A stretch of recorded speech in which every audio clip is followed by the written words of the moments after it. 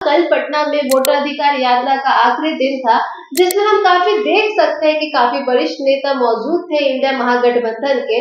इसी बीच में तेजस्वी यादव का सत्ता पक्ष की सरकार पर तंज कसना काफी आक्रामक और केंद्रित रहा। इस बार तेजस्वी यादव ने साफ साफ कह दिया है कि जो प्रधानमंत्री नरेंद्र मोदी है वो झूठ के डिस्ट्रीब्यूटर है, होलसेलर है, प्रोड्यूसर है।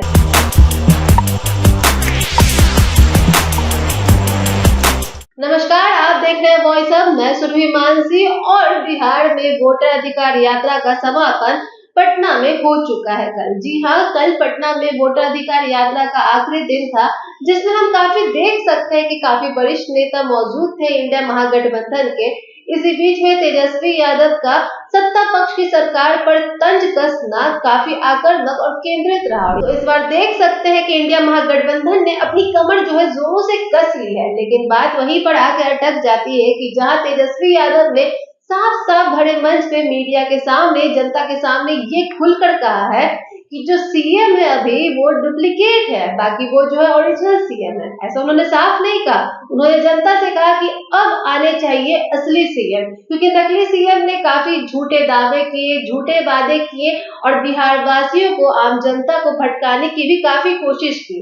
यहाँ तक कि प्रधानमंत्री नरेंद्र मोदी तक को नहीं छोड़ा उन्होंने। इस बार तेजस्वी यादव ने साफ साफ कह दिया है कि जो प्रधानमंत्री नरेंद्र मोदी है वो झूठ के डिस्ट्रीब्यूटर है, होलसेलर है, प्रोड्यूसर है। वो सिर्फ बिहार वासियों को सौगात दिखाकर भटकाने की कोशिश कर रहे हैं। उनके विजन्स को चुराया गया है, लेकिन सिर्फ विजन्स की नकल की जा सकती है, विजन्स को लिया नहीं जा सकता है। ये नकलची सरकार है जो हमारे विजन्स को चुरा रही है। उन्होंने साफ भरी मंच पे तेजस्वी यादव ने ये बात कही। उन्होंने कहा है कि हम जो भी योजनाओं को सोचते हैं, जितने भी विजन्स को सोचते हैं, वो उन्हीं को इम्प्लीमेंट में लाते हैं, उन्हीं को कार्यरत में लाते हैं और हमसे, हमारी सोच से कम ही कार्य कर पाते हैं। बाकी वो जनता को भटकाने की कोशिश कर रहे हैं। पहले तो मुद्दा ये था इंडिया महागठबंधन का कि ईवीएम में गलती हुई है, ईवीएम जो है बहुत गलत तरीके से जो कलेक्शन कर रहा है वोट्स का, वोट चोरी हो रही है।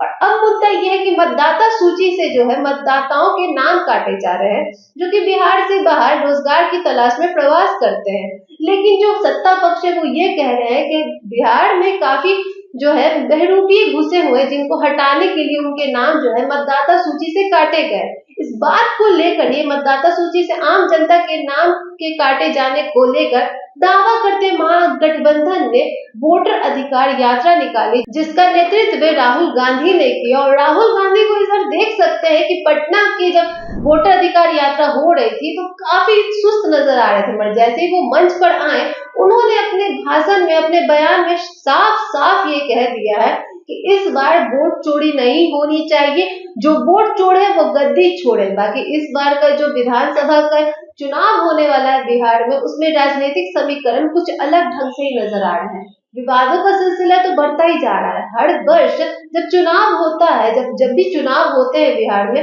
तब मुद्दा एक ही होता है कि बिहार वासियों को रोजगार मिले, उनका पलायन रोका जा सके, शिक्षा व्यवस्था और सुदृढ़ हो, महिलाओं को, युवाओं को सशक्तिकरण दिया जाए। लेकिन इस बार का एक नया मुद्दा भी हमारे सामने आया है कि वोटर अधिकार यात्रा को लेकर। जी हाँ, मतदाता सूची से जो नाम काटे गए, मतदाता सूची में इलेक्शन कमीशन के द्वारा जो लचरपन दिखाया गया है, गलतियां दिखाई गई हैं। कहीं पर आवासीय प्रमाण पत्र में डॉग बाबू, डोनाल्ड ट्रंप का जो आवासीय प्रमाण पत्र बना जा रहा है, तो ये सरकार की प्रशासनिक व्यवस्था की जो लचर व्यवस्थाएं दिखाई गई है, ये भी एक मुद्दा सामने आया है कि सरकार इस पर ध्यान क्यों नहीं दे रही है।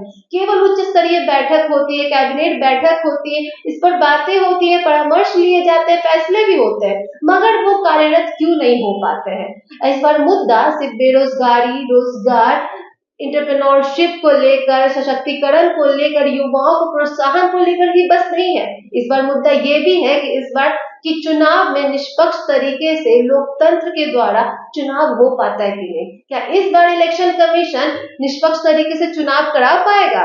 क्या वोटर अधिकार यात्रा का क्या असर होता है? क्या क्रांतिकारी छिड़ सकती है? क्या नया विवाद आ सकता है? ये कई सवाल हमारे बीच बैठते हैं, पर ये आगे देखना दिलचस्प हो। और इस बार का चुनाव क्या नया रंग लाता है और इस बार कौन बनेगा सीएम। वैसे आपकी इस पर क्या राय, कमेंट बॉक्स में हमें साझा करें। और आपको ये न्यूज अच्छी लगी है तो सब्सक्राइब करें, बेल आइकन प्रेस करना ना भूलें, ताकि आपसे कोई भी अपडेट मिस ना हो जाए। धन्यवाद।